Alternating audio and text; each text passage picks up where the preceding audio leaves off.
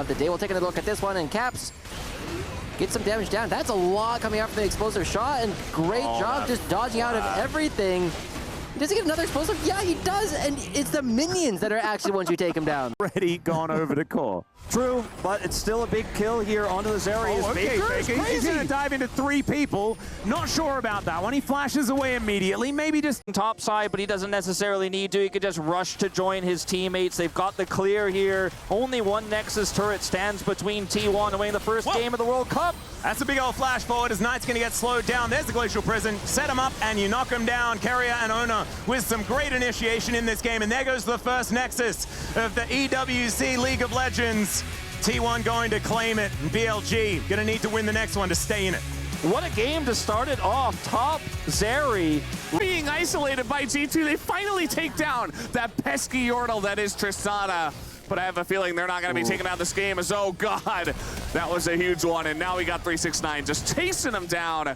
Not much of a chance for Hansama to get out of this one. He's got a blast clone and a dream. Oh, wow. That is just so troll. And he is going to get away for now, as 369 is still chasing him. But, yeah, Baron buff is also going to expire. But the Anchor of Destiny from On will be able to pick him out of the air. That's the ace, and BLG will even out the series. Looks like we're going to that game 3 we all wanted, Atlas. Beautiful satchel charge from Elk and Bin. That team fight was almost perfect. They don't even have to take the elder to take this one. BLG striking back in a much cleaner, more one-sided game than our first. And we're going to the conclusive game 3 after this. From the man. Gonna have to hand over his key. This is always the hardest time. Always the hardest moment. Yeah. Inspired does not look happy. It looks like there is definitely some moment during that last game where they feel as though they could identify one place where they could turn things around, but this does become one of those opportunities to see exactly how G2 feels about the rest of the tournament. Exactly. With almost all of that. However, they look for the re-engage, and I was very excited because it looked like the flamethrower was going the wrong direction, but Quad not able to do enough damage. We see Yike barely walk away from that one. Mickey also not taking the Foss Bomb on the backside of it. And with all of these members just walking out, it ends up being a terrifying situation. And when you see Whippo looking a little slender there, not having the tanky stats to actually come through here.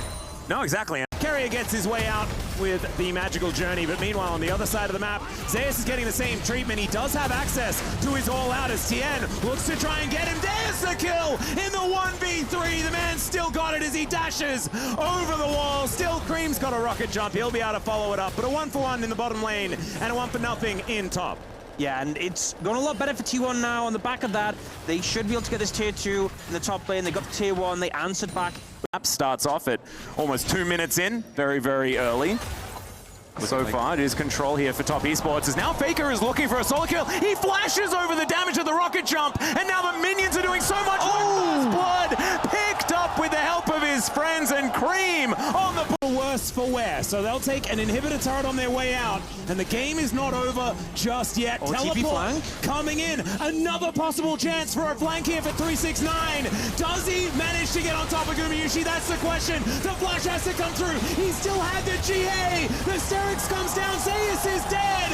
And there it is. He manages to get rid of him. And a quadra kill for 369. Finally, the Croc gets what he's looking for. Finally. Deal with the minion wave, but you can't kill Shelly that quickly. And so she will be helping out. Tien taking a fair bit of damage, though, as Ona gets back over the wall. Equalizer, they're all lined up on top. And now the barbecue begins. The ultimate out there from Cream is decent. Still hit by the hostile takeover, though, as he flashes away. There's the cease and desist as Jackie Love looks to try and get himself out of it. But once again, it's his Flame Spitter that's doing all the work. A double kill for Gumayushi, and they'll take the turret on top. What an equalizer. T1, I think they won that fight, but it doesn't feel like a lot of control. It doesn't feel like a lot of control. Gold lead still 3,000. Faker? Oh yeah, still gonna go for it here as Shun wants to be able to land the abilities, and he does so. Ona gonna get slowed down as the minefield comes in, and that was weird, Wolf. That was definitely not it. Faker seeking an opportunity here, saying, look, I'm Tristana. I'm sitting on nearly 3 items. That's a Ziggs. He doesn't have the damage output to trade with me long term, but the burst is good enough. They have enough AP damage there to just wipe them both out.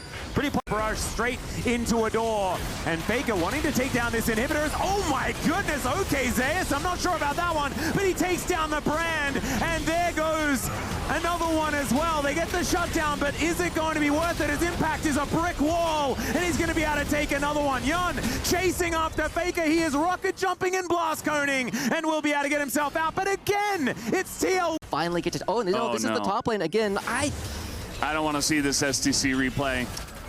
Yeah. No.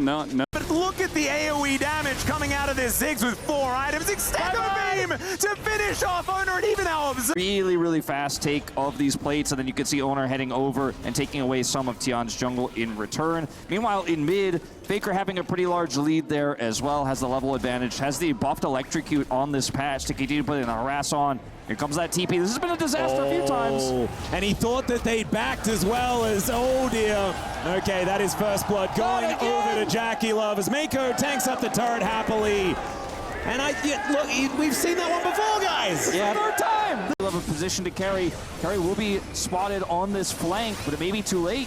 Yeah, Gumayushi out of vision. Carrier is going to walk over that controller as this Dragon is going down low. The ulti is going to go wide there from Owner, though, as you can see, 369 looking to keep Carrier out. There's the Infernal Soul, though, and the Equalizer is phenomenal. The grand entrance from Carrier once again as Faker is going to flash on top of TN. The all-out comes through from 369, but he's just dead because now there's a Xayah in the fight. It's a clean ace, and T1 are looking to take their last Nexus of EWC. The team fighting is excellent. The target selection is supreme. T1 have ramped up over the tournament and are looking to end this game. Such a great flank from Carrier spotted, but this team is in position to follow. The only undefeated team in the bracket. And a slightly different roster now. However, that matchup at Worlds last year was fire as well. So I'm excited to see that one again. Oh, there it is. One more time. You get to see him put it on in there and step on the button. And it's a little crush. APA gets it back. Yep. And he can now choose to put that in the base of the trophy if they win.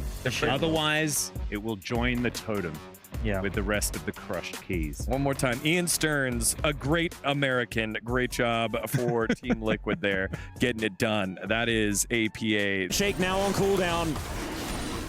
Fantastic and the angle Dragon for going down lower and lower.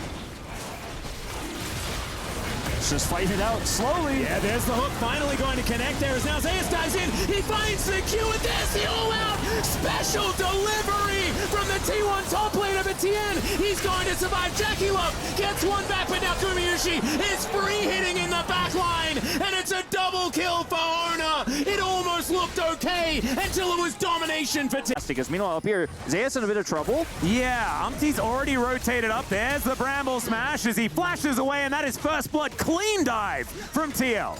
Huge win for them. They should be able to grab some plate gold here as Zeus is going to teleport back to the lane, but not in time. And they may just go for it again. Yeah, round 2. That's going to be Core JJ taking out the turret this time. And Zeus straight out of the death chamber and straight back in. And the juggle is beautiful. Thanks for plus 300. Instantly 7-1-5 coming out for the young rookie, and FlyQuest are going to be getting the first game over G2. This is not the way I think anybody was expecting today to go. We already got 2 games from Top Esports, and FlyQuest now in pole position to try and knock EU out of the tournament. And someone's got to check the time zones or something like that, because Orcs yesterday said that it was no longer going to be the 4th of July, but I'm sensing the freedom as FlyQuest destroy the Nexus here in game 1. Oh, back to this arrow launched from the main base here. It's a Hail Mary. If it doesn't hit, then you back off. But if Faker gets caught by this, it's an easy kill. Owner trying to shadow this, but unfortunately will not be able to offer anything back. Faker's super frustrated. Had the flash available, but didn't use it. He's had more impressive flashes than just not flashing at all when an arrow comes through. I think we've all seen the videos, so not quite there on that one. Still will have it for the next fight if it does actually come up. It might have been Fog of War. It's Umpty that's going to go for the face check, and he can. because he is a big tanky tree. He's flashing. There are 4 members of T1 up here, Umpty. I don't know whether this is really what you wanted. He'll be taken down. Gumayusi grabs that kill, and now the teleport's in from Zeus at the same time. This is the 4th. And now engaging, it's going to be a little bit more difficult until that Warmogs gets some work done. The flash forward, and Carrier once again takes matters into his own hands. The flash over from Faker, and he will wait for that Zhonya's to wear off. On now, having to battle dance his way out. Owner is absolutely unstoppable, and Faker, he's just diving in. He doesn't even mind if Bin takes him down, but that's not even going to happen as the double kill comes in, as the Stranglethorns come down. There is the ace, and T1 onto that Gnar, and you can see BLG, they're not wanting to do anything until there's a mini Gnar once again, and now it comes through. The Dragon going to be picked up. On in actually a lot of trouble as the curtains have been called. On just going to be sniped. No one was there to protect him, and now Elk is going to get slowed down. Shun is here with the rest of the team, but Bin is nowhere in sight. Everyone's a squishy, and there's a deadly flourish onto the Nidalee. Now the teleport's coming in. Bin's going to be able to join the other 3.